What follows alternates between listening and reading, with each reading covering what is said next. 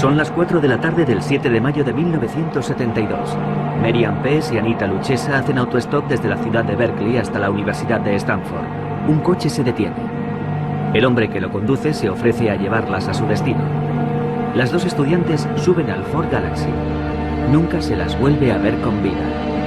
Más tarde, el 14 de septiembre del mismo año, una joven de 15 años llamada Aiko Koo desaparece en las mismas circunstancias mientras hace autostop para acudir a una clase de baile en San Francisco. Casi 4 meses después, el 8 de enero de 1973, Cynthia Schall desaparece en la carretera que conduce a la Universidad de California en Santa Cruz. Un mes más tarde, el 5 de febrero, en la misma carretera, Rosalind Thorpe y Alice Liu desaparecen. En un lapso de 6 meses, Edmund Kempa, el ogro de Santa Cruz, golpea 6 veces.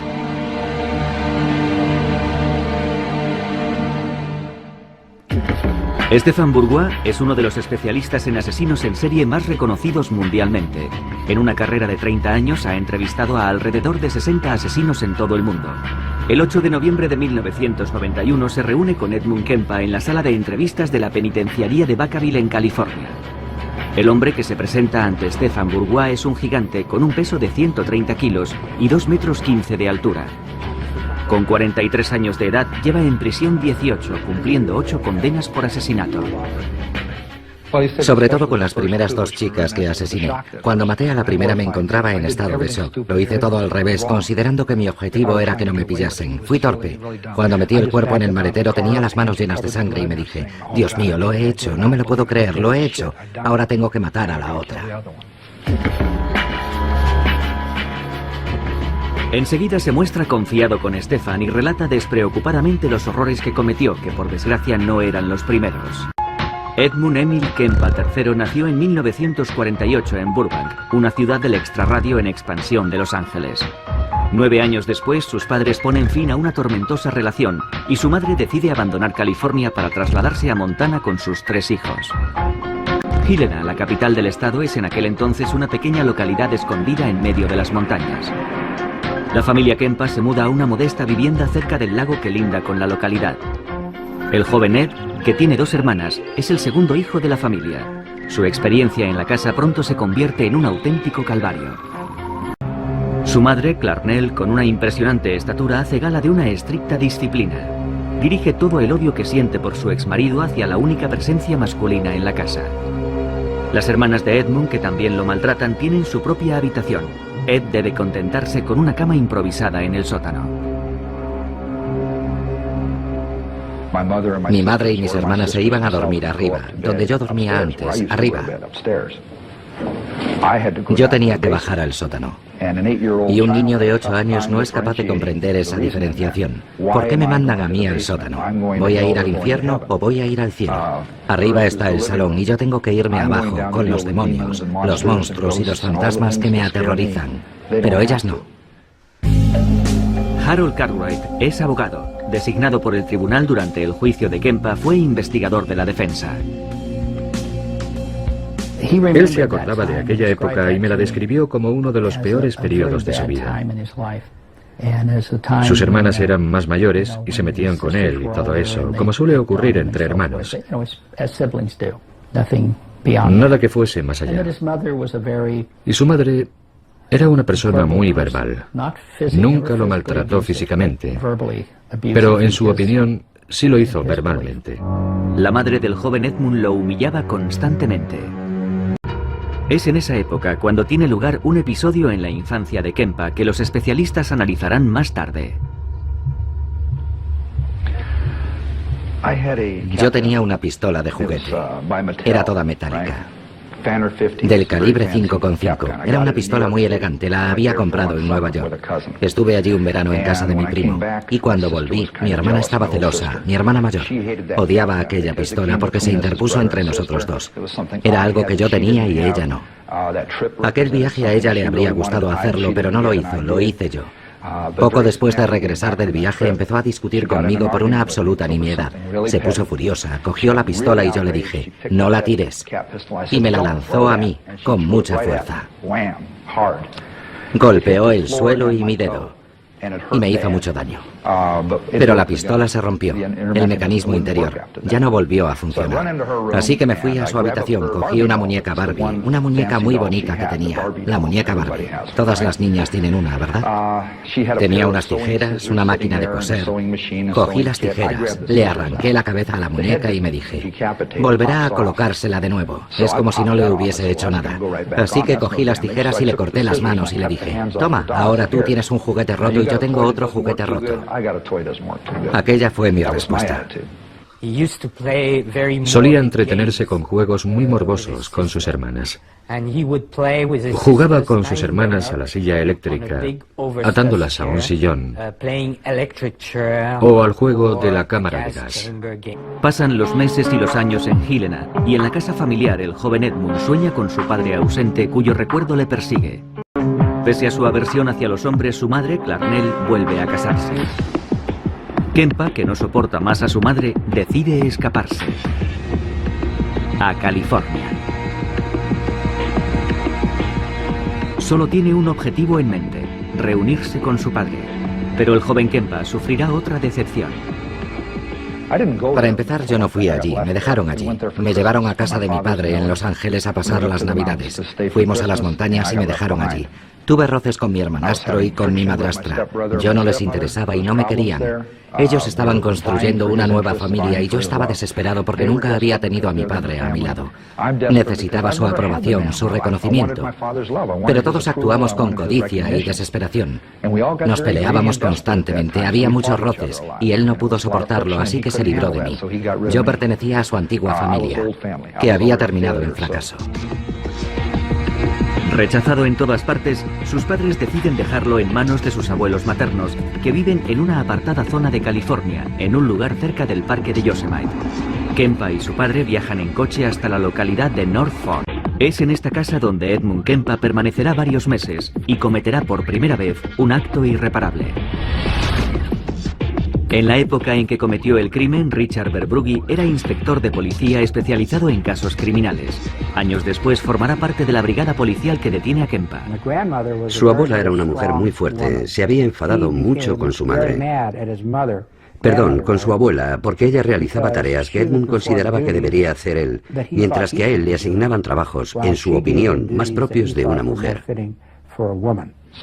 Nunca me dejaba salir por mi cuenta, nunca me dejaba salir de la propiedad.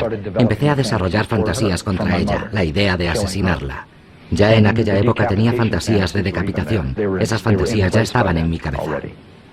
Así que un día mató a su abuela, y cuando el abuelo regresó, sabía que tendría problemas por lo que había hecho, así que mató también a su abuelo. Tras matar a sus abuelos, Ed Kempa llama a su madre para contarle lo que ha hecho. Al no haber cumplido aún los 15 años, y por tanto siendo menor, Kempa no es encarcelado, sino internado en el Hospital Psiquiátrico de Atascadero, California, el 6 de diciembre de 1964, donde permanece durante más de 5 años. Entonces, ni los médicos ni las autoridades detectan ningún signo que indique que se trata de un asesino que terminará reincidiendo más tarde o más temprano. La personalidad de Kempa es analizada, pero los psiquiatras se equivocan en sus estimaciones, diagnosticándole esquizofrenia paranoide. La costa opuesta de los Estados Unidos, Eustis, Florida, una ciudad situada al norte de Orlando. Es 25 de noviembre de 1996.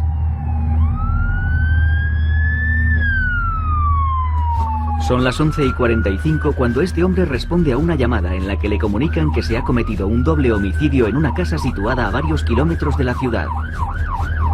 Jeff Taylor es ayudante del sheriff en la época.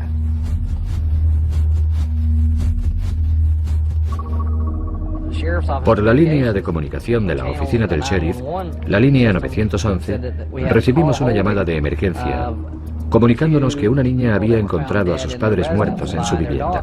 Cuando entra en la habitación, Jeff Taylor encuentra los cuerpos de Richard Wendorf, de 49 años de edad, y de su mujer, Ruth, de 53 años. Comprueba que los dos han sido salvajemente asesinados. Sus rostros están totalmente desfigurados.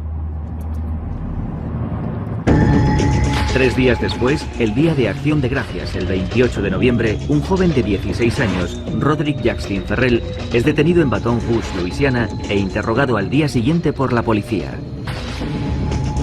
El joven Roderick Ferrell describe con pasmosa y desconcertante tranquilidad el doble asesinato que cometió 3 días antes.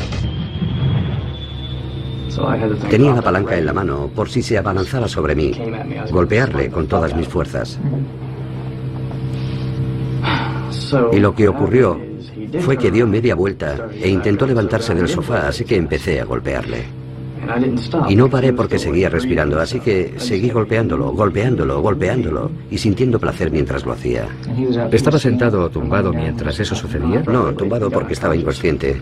¿Estaba tumbado en el sofá? Se dio media vuelta y cuando intentó levantarse, ¡pum!, le golpeé en la sien. Le dejé seco. Y como estaba inconsciente, pensé, ahora o nunca, porque si se levanta me va a matar. Así que le golpeé hasta que murió y entonces... ¿Le golpeaste en algún otro lugar con la palanca o solo en la cabeza? Le golpeé una vez en el pecho porque no dejaba de respirar, así que le golpeé en el corazón. ¿En el corazón? Cogí la palanca y ¡pum! ¿Para acabar de una vez?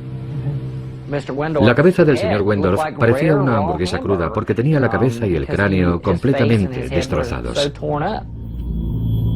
Richard Wendorf está durmiendo en el sofá del salón cuando Ferrell le golpea 40 veces en el rostro con una palanca. Luego se dirige a la cocina y se encuentra con su mujer, que al comprender que va a agredirla, le arroja una taza de café a la cara antes de atacarle con todas sus fuerzas. Estaba en la cocina y me tiró el café. Me puso perdido. Luego me clavó las uñas en la cara y me agarró la muñeca. Entonces cogí la palanca y empecé a golpearla en la parte posterior del cráneo. ¿Ella intentó huir en aquel momento? Ella se agarraba a mí.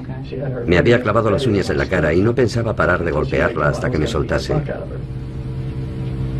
¿Y dónde la golpeaste primero? ¿En la parte posterior de la cabeza o en la cara? La golpeé una vez aquí y luego en la parte posterior del cráneo y le hice el agujero grande que se ve en las fotos. No las he visto. Continúa. Bueno, el caso es que el café apestaba y me enfadé. Así que le di una patada. La derribé y empecé a golpearla hasta que dejó de respirar.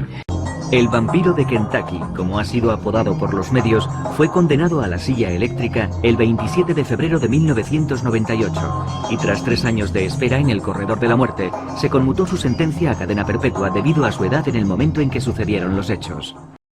Como ocurrió con Edmund Kempa y como sucede con la mayoría de los asesinos en serie, es con toda seguridad un suceso acontecido durante la infancia de Ferrell lo que configurará más tarde la personalidad de un asesino, el comienzo de su desviación.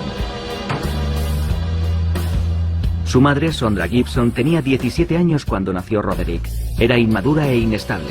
Su padre se esfumó 3 semanas después de su nacimiento. Su padre se marchó cuando tenía 3 semanas de edad. En aquel momento nos separamos. Prácticamente no tuvo relación con su padre, Rick. Vino a verle 2 o 3 veces y eso fue todo. ¿2 o 3 veces? ¿Durante cuántos? En toda su vida. El joven Rod es, en consecuencia, educado por sus abuelos, un matrimonio muy religioso, pero también, como van a comprobar a continuación, totalmente depravado. Habla usted de celebraciones de misas negras. ¿Puede hablarnos del nombre de ese grupo y de qué ocurría? ¿Cuáles son sus recuerdos de aquello? ¿Qué hacían? En lo que se refiere a las misas negras, existen 2 tipos que yo sepa. Uno de ellos, por supuesto, pertenece a la iglesia satánica, Anton LaVey, etc. Y el otro es un grupo menos organizado. No tiene un nombre propiamente dicho que se conozca por ahí. Pero las prácticas de ambos cultos son absolutamente diferentes. En mi opinión, la iglesia de Anton LaVey se parece más a los cristianos modernos. No se hacen sacrificios. Es una religión más dogmática que de fe. Mientras que la otra misa negra es más puritana. Cree en las viejas tradiciones, los sacrificios, rituales sangrientos y ese tipo de cosas. ¿Le hicieron participar en aquellos rituales? Participé en un par de ellos, en los que básicamente se celebró lo que ellos llaman el ritual del guardián, al que llevan a los niños o niñas pequeños y les hacen participar en complicados rituales arcanos, o cantos, mantras y cosas por el estilo, así como sacrificios de sangre que representan la concepción que es la sangre de Cristo, etc., con el objeto de educarlos creándoles un vínculo muy fuerte con el grupo, para que cuando maduren se conviertan en guardianes de ese grupo.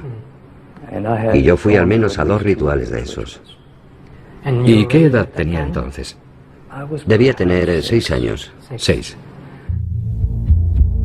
No solo introducen a Ferrell en rituales ocultistas, también le obligan a enfrentarse literalmente al horror.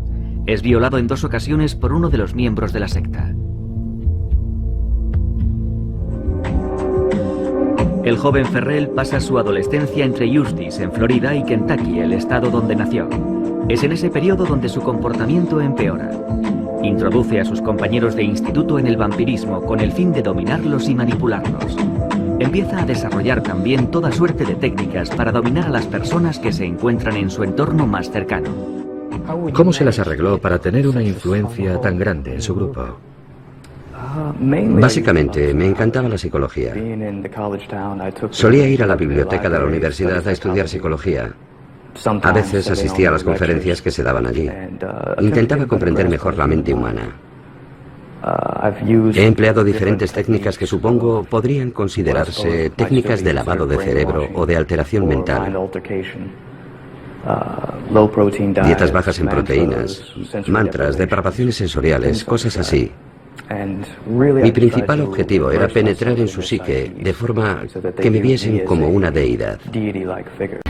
Ya nada pudo detener a Ferrell en su búsqueda de la dominación y la violencia hasta el día en que decidió asesinar al matrimonio Wendorf. El doble homicidio que confesó sin recibir ninguna presión durante los 2 interrogatorios llevados a cabo después de su detención los negó 12 años después ante Stefan Bourgois. Yo realmente no recuerdo haber tenido intención de ir a matar a nadie entonces. Solo quería robarle su coche. Y lo que recuerdo actualmente de aquello, la verdad es que está todo bastante difuso en mi memoria, porque han pasado muchos años. Estaba drogado.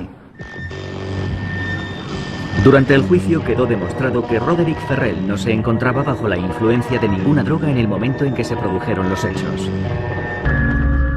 Hospital Psiquiátrico de Atascadero, California, 1969. Edmund Kempa, que asesinó a sus abuelos a la edad de 15 años y lleva encerrado en este centro más de 5, tiene ahora 21 años. Su estancia no está salpicada por ningún incidente en particular y parece haberse estabilizado. El 30 de junio de 1969 las autoridades deciden dejar a Kempa en libertad condicional. Los psiquiatras, no obstante, han detectado un problema grave en la relación entre Edmund y su madre.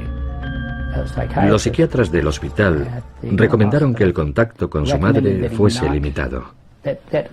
No dijeron que no tuviese ningún tipo de contacto, pero sí recomendaron que el contacto fuese mínimo. De modo que sí había algo en su personalidad que revelaba que existía un problema con su madre. 3 meses más tarde, la Autoridad de la Juventud de California, que llevaba su caso, tomó una decisión contraria a la estimación de los psiquiatras que siguieron su tratamiento. Se le envió a vivir con su madre, que había regresado a California para trabajar en la universidad en Santa Cruz. El error tendría consecuencias fatales. Kempa cambiaba constantemente de trabajo y empezó también a frecuentar un bar en Santa Cruz, donde la policía local solía acudir por las noches a relajarse mientras tomaban una copa. Como todos los asesinos en serie, Kempa primero concebirá y posteriormente perfeccionará su modus operandi. En los 3 años que tarda en confeccionarlo, recoge a 300 autoestopistas con su coche entre Santa Cruz y San Francisco. Recogía gente con mi coche, era como un juego, y me di cuenta de que algunas personas no querían subir porque consideraban que no era seguro subir con un hombre joven y solo. Y me sentó mal porque yo no estaba haciendo nada malo. Así que decidí intentar cambiar aquella situación, hacer subir al coche a las personas que no querían y llevarlas a su destino, porque sabía que no iba a hacer nada malo. Y descubrí cómo revertir la situación. Todo depende de cómo miras. Si dices, Dios mío, están haciendo autostop, voy a acercarme a toda pastilla, no se meterán en tu coche porque te han visto babeando a una manzana de distancia. Pero si miras tu reloj y dices, caray, no sé si tengo tiempo, y paras, entonces piensan, es un hombre de negocios, vamos a entrar en el coche porque no hay ningún peligro. Así que yo me entretenía con aquel juego para conseguir que entrasen en mi coche. Pero entonces no quería matar a nadie, simplemente me divertía. Más tarde, cuando empecé a matar gente, lo utilizaba contra ellos. Un día, en mayo de 1972, el 7 de mayo exactamente, Kempa pasa a la acción. Aquel día, dos estudiantes de 18 años, Merian Pease y Anita Luchesa, están haciendo autostop en la carretera que enlaza Berkeley con la Universidad de Stanford. Kempa utiliza todas sus habilidades para conseguir que entren en su coche. Tess no quería entrar en el coche. La otra chica, Anita Luchesa, no era autoestopista. La cuestión era quién se sentaba delante y quién detrás. Anita abrió la puerta y me preguntó a dónde iba. En el cartel que llevaban ponía Stanford, así que le dije, voy a Palo Alto, puedo dejaros allí. Oh, genial. Entra en el coche, coge sus cosas y levanta el asiento para que pase su amiga, que estaba mirándome seria, dudando de si entrar o no.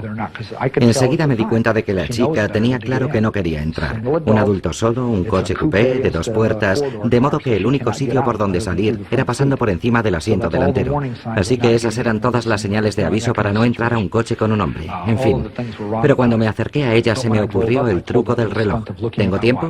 Al hacer ese gesto la chica pensó, este tío es un calzonazos, es totalmente inofensivo. Y entró en el coche. Mickey Alufi es uno de los detectives de policía de Santa Cruz que más tarde detendrán a Kempa.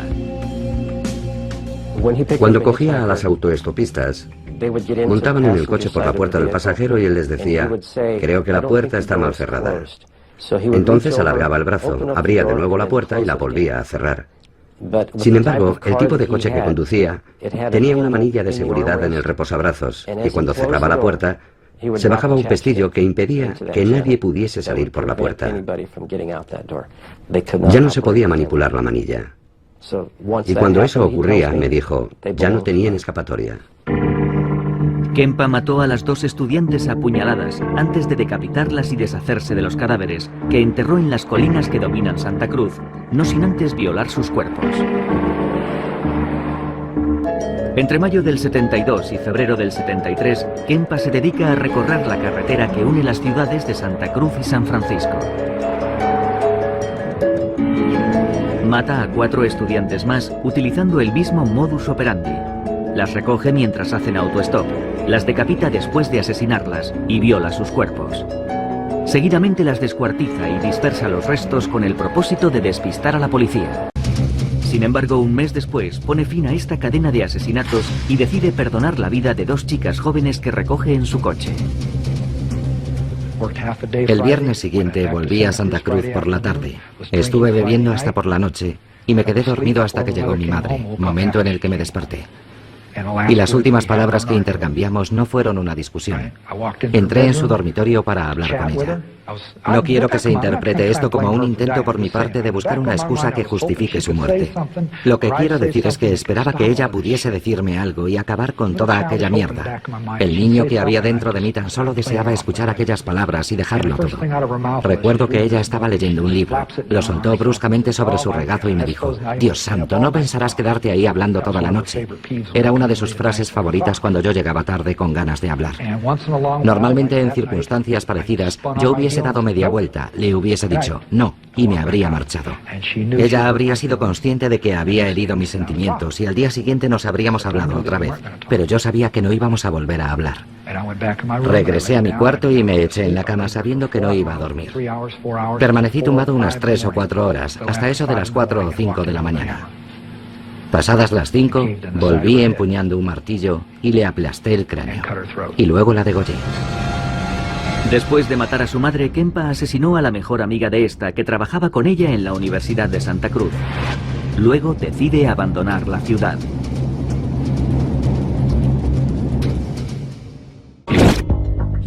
Es el peor asesino en serie al que he entrevistado.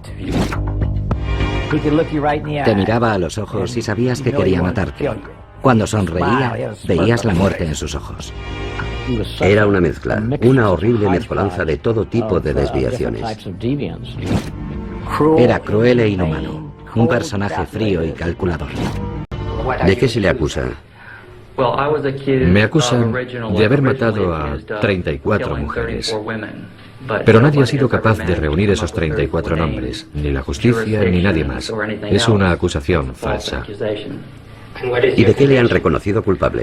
Me han reconocido culpable de la muerte de 2 personas en Fort Pierce, aunque nadie me ha visto nunca en la escena del crimen. Jamás se ha establecido el menor vínculo entre las víctimas y yo, salvo el testimonio de la madre de una de ellas.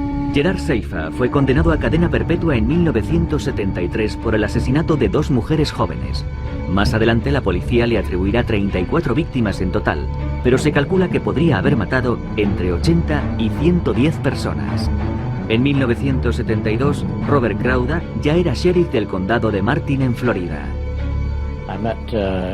Conocí a Gerard Seifa cuando se presentó como candidato al puesto de ayudante del sheriff.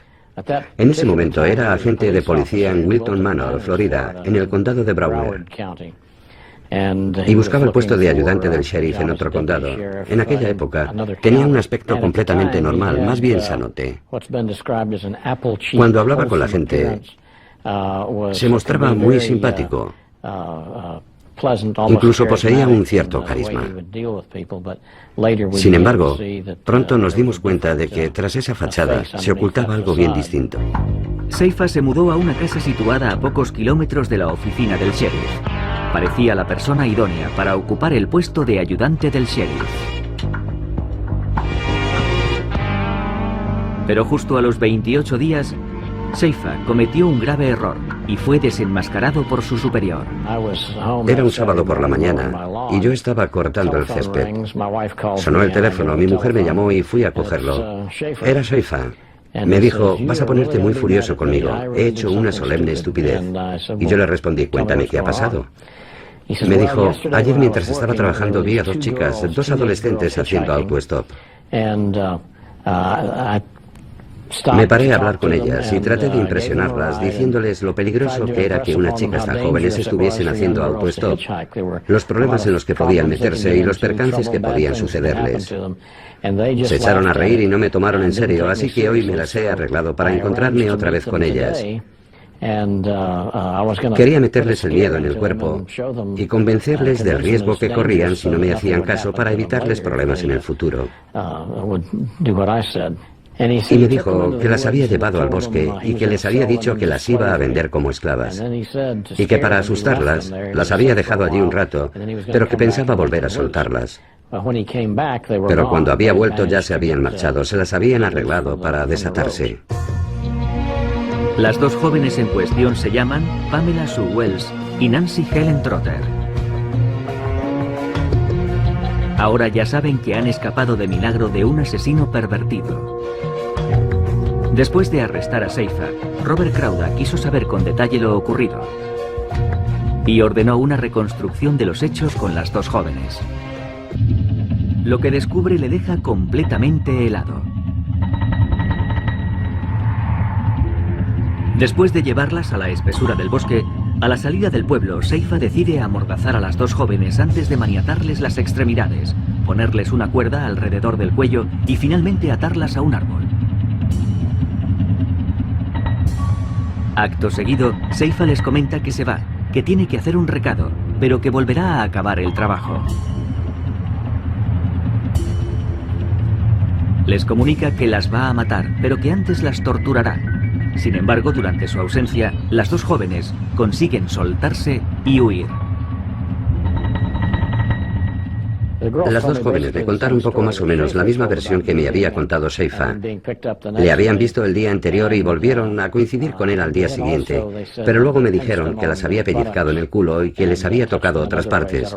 Ya no recuerdo con exactitud todo lo que me describieron, y que empezaron a sentirse aterrorizadas cuando las ató al árbol y las dejó allí colgadas. Seifa es entonces detenido por su superior. A renglón seguido aparece un nuevo elemento que servirá para desenmascararlo definitivamente. Casi al mismo tiempo se descubren 2 cuerpos en los alrededores de Vero Beach, en Fort Pierce para ser exactos. Robert Stone es el fiscal en el proceso que se abre contra Seifa en octubre de 1973.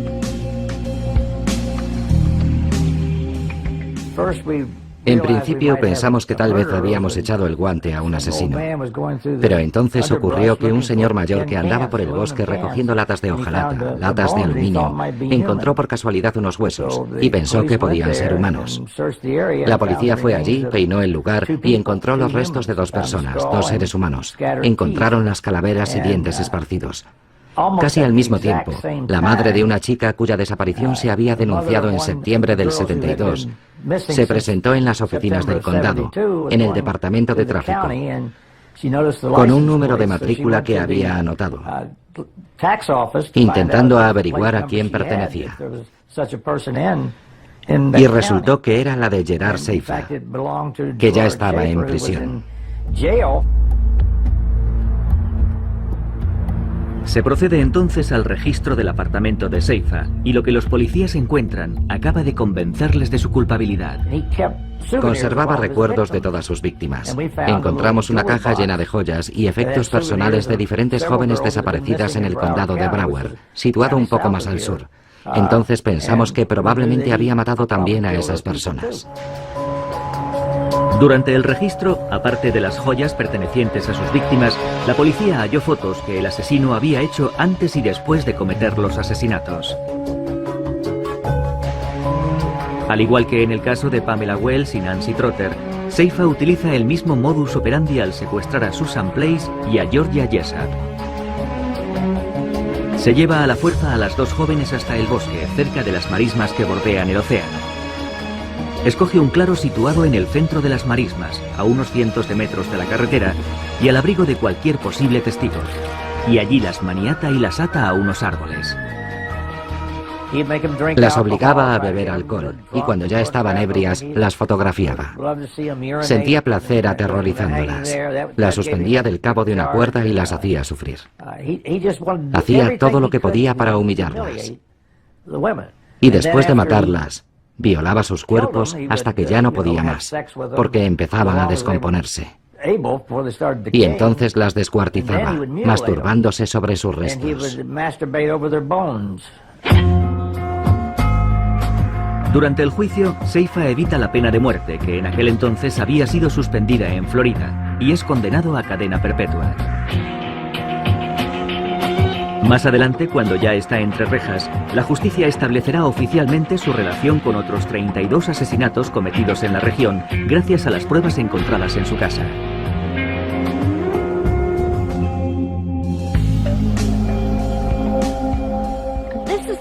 Esta es la casa en la que vivía Gerard Seifa cuando yo lo conocí en 1964.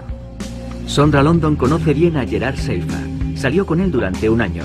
Luego le pierde de vista y reanuda el contacto con él 10 años más tarde al enterarse de sus crímenes. Siempre contaba 2 historias. La primera era: soy el asesino en serie de mujeres más grande del siglo. La segunda era: soy inocente. Jamás he matado a nadie. Soy un honrado policía. Y recuerdo un momento memorable. Esta frase me la dijo muy lentamente. Me miró a los ojos y me dijo: tú no lo puedes comprender porque no eres un asesino en serie. Cuando le declararon culpable de los 2 asesinatos, Robert Stone estableció su relación con los 34 asesinatos o desapariciones de mujeres hasta entonces sin resolver. Hablando con Seifa de esos otros casos, sugirió... Bueno, no lo sugirió. Escribió de su puño y letra en una carta que el número de sus crímenes oscilaba entre 80 y 110. Y él me comentaba muchas veces. Es verdaderamente horripilante, pero decía: ¿cómo definir un asesinato? Si tienes a una víctima y ésta se ahoga en su propio vómito, ¿se trata de un asesinato? Si matas a una mujer embarazada, ¿son 2 asesinatos o solo uno?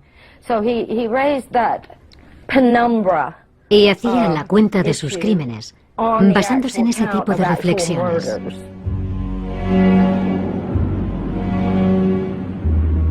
En los años 60, Seifa vive con sus padres en la estación balnearia de Fort Lauderdale, en Florida. Desciende de una familia católica muy practicante. Siendo niño, Seifa empieza a detestar a su padre, que ha comenzado a serle infiel a su esposa, mientras que él mantiene una relación íntima con su madre. Se le permitía dormir en la cama de su madre, o mejor dicho, durmió en la cama de su madre hasta los 16 años. Cuando Stefan Bourgois le conoce en noviembre de 1991, Gerard Seifa lleva en la cárcel 18 años. Jamás ha confesado oficialmente sus crímenes. Desvelando a veces anécdotas sobre algunas de las desapariciones de mujeres jóvenes, se divierte jugando al ratón y al gato con la justicia cuando intentan arrancarle una confesión. Stefan utiliza entonces un método sinuoso para hacer que hable.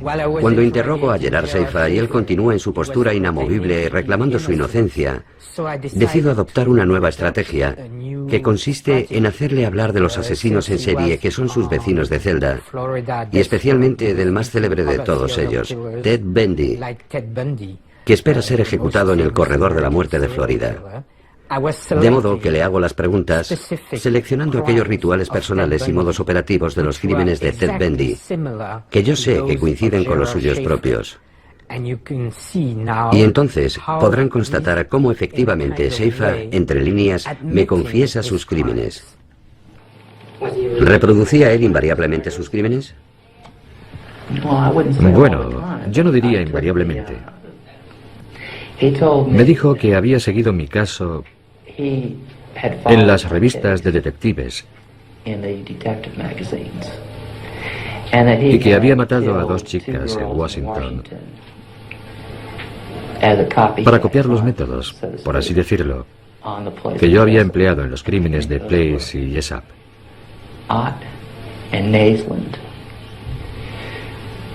Creo que aquellas se llamaban Ott y Naisland. Me dijo que las había llevado por un camino forestal y las había estrangulado, que había violado sus cuerpos, que había vuelto y las había violado una vez más, y que las había decapitado, como una especie de homenaje. Y yo pensé, sois unos cabrones por escribir algo así. Mirad a este tipo, que ha leído y se ha creído todas vuestras estupideces, cuando yo no he admitido absolutamente nada. Y encima se vanagloria de ello. Bueno, no se estaban vanagloriando exactamente. En realidad era un homenaje. ¿Cuántas has matado en realidad, Gerard? Dicen que 34. ¿Son todas las que mataste o tienes algunas enterradas en tumbas privadas? Entonces le dije, Ted, soy el mejor. ¿Qué se le puede contestar a alguien así? ¿Qué puedes decirle? No podía darle una respuesta racional. Porque si le decías, Ted, son todo mentiras, él decía, no, no, lo sé. Y lo sabía. Porque él lo había vivido. Y yo no lo había vivido, excepto por lo que se había escrito de mí. Y él lo había hecho basándose en la información que había leído. Así que se había cargado a 36. Quería ser el mejor. Le obsesionaba que hubiesen dicho que yo había matado a 34. Pero tenía miedo de que hubiesen sido más de las que él sabía. De manera que estaba siempre intentando que yo le sacase de dudas diciendo, no, solo he matado a 34. Pero yo nunca se lo decía. Me había dado cuenta de que estaba completamente obsesionado por la cifra. Y yo, para pincharle, me volvía hacia él y le decía, soy el mejor, Ted. Van a electrocutarte y yo estaré aquí. Y seré el mejor, tal y como dicen. El número 1. El señor Stone tiene razón. El mejor de todos. Y tú no eres nadie. Eso le volvía loco. No es posible, decía. Entonces le enseñaba la portada del Palm Beach Post y le decía, lee esto. Soy una figura de culto. En primera página. De culto. Soy una figura de culto. No es posible. No puede ser. Aquello le corroía. Como todos los asesinos en serie, Gerard Seifa seleccionaba sistemáticamente a víctimas más débiles que él, mujeres jóvenes más fáciles de atrapar. El 3 de diciembre de 1995, Seifa es asesinado por otro recluso que le asesta 40 puñaladas. Estamos de nuevo en California, el fin de semana de Pascua de 1973. Edmund Kempa acaba de asesinar salvajemente a su madre y a una amiga de esta. Sintiéndose acorralado y asustado, Kempa decide emprender la huida. Sale de California y conduce día y noche tomando pastillas para mantenerse despierto.